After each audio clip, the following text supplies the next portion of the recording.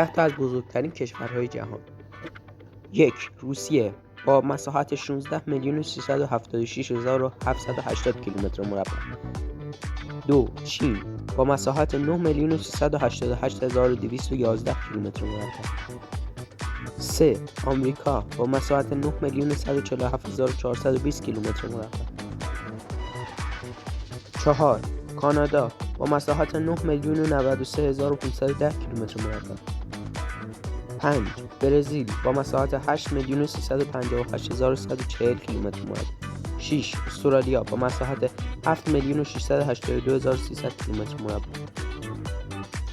7. هند با مساحت 2,973,190 کیلومتر مربع. 8.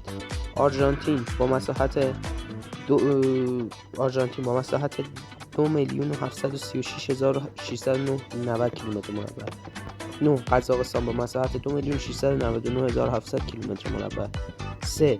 الجزایر با مساحت 2,481,740 کیلومتر.